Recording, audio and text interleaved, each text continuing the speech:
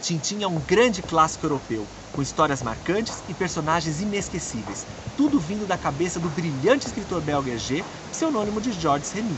Só que nem tudo são flores. Tintin é rodeado de polêmicas e suas aventuras se confundem com a história mundial do século XX. Portanto, as guerras e tudo que a Europa passou nesse período respingaram no repórter. Não se precipite em acusar pessoas a não ser que tenha provas.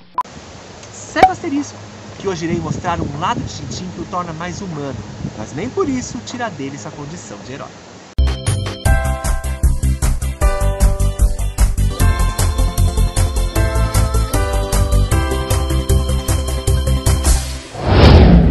Fala pessoal, eu sou o Dala, sejam bem-vindos ao canal Asterisco de Histórias.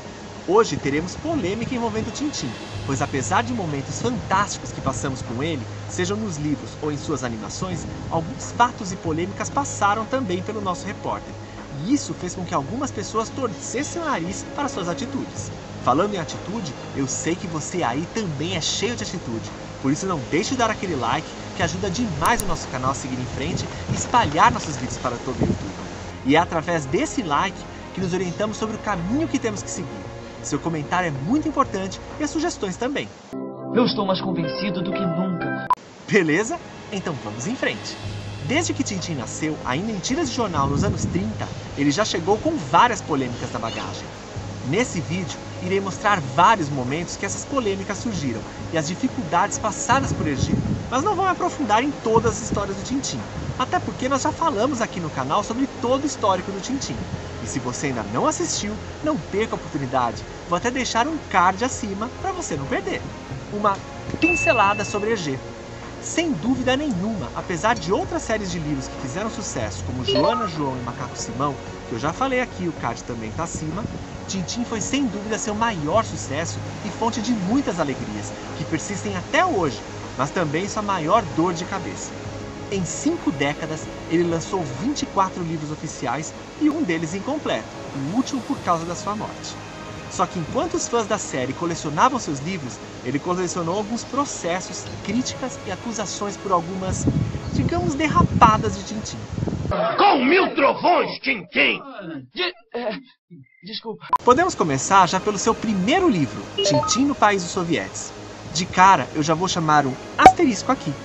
Naquele momento que Hergé escrevia essa história, estava acontecendo a Revolução Russa, cercada de lutas por direitos, mas que fez inúmeras vítimas.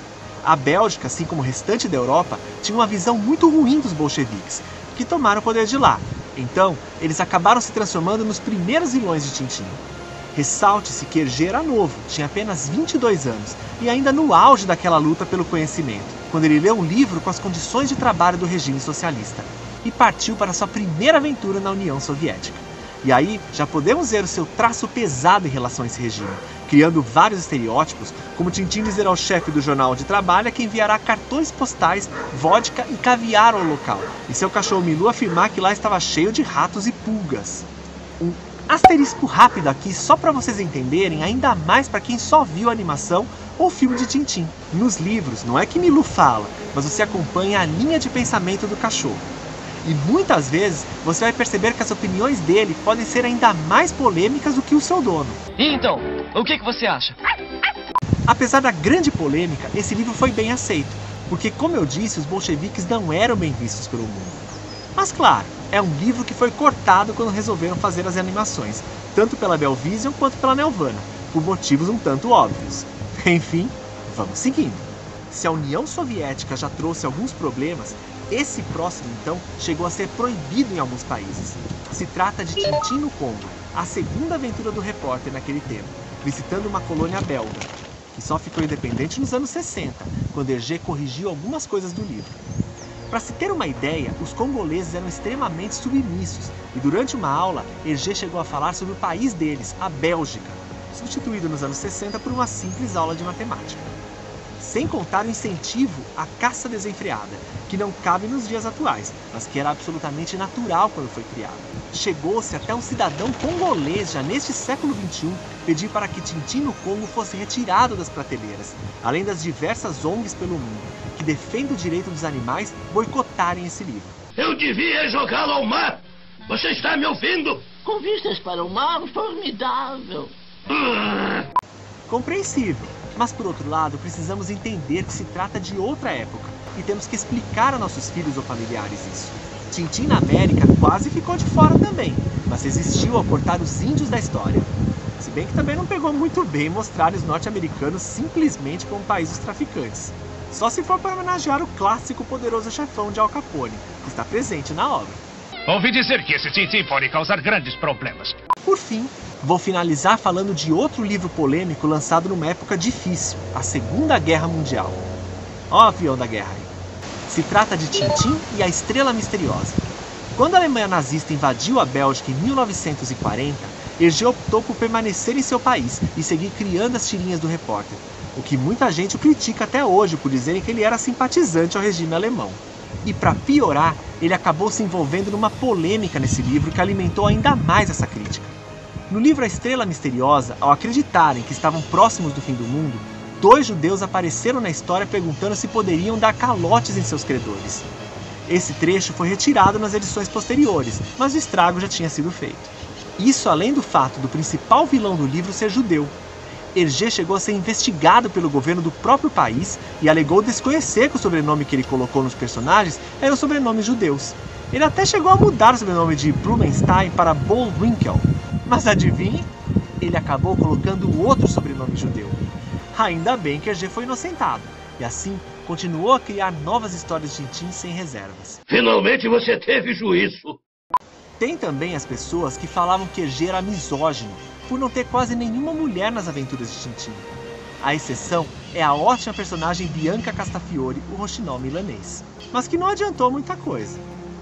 Outra exceção foi a secretária Martini, em sua última obra Tintim e Alpha Art, que eu já falei sobre ela e o card está acima. Mas infelizmente, Hergé não concluiu a obra.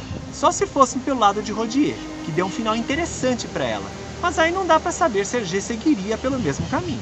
Se isso é sorte, prefiro um desastre. Adivinhe quem é? Desastre! Meu querido Capitão Kapok, como estou encantada em revê-lo. Eu gostaria muito de ver novas aventuras de Tintim, aventuras inéditas. Mas por outro lado, a única coisa que me faz entender que Tintim tinha um tempo para parar era exatamente por ele fazer parte do momento em que viveu. As guerras e as polêmicas, apesar de muitas vezes não estarem em suas obras, refletiram e muito em seus livros.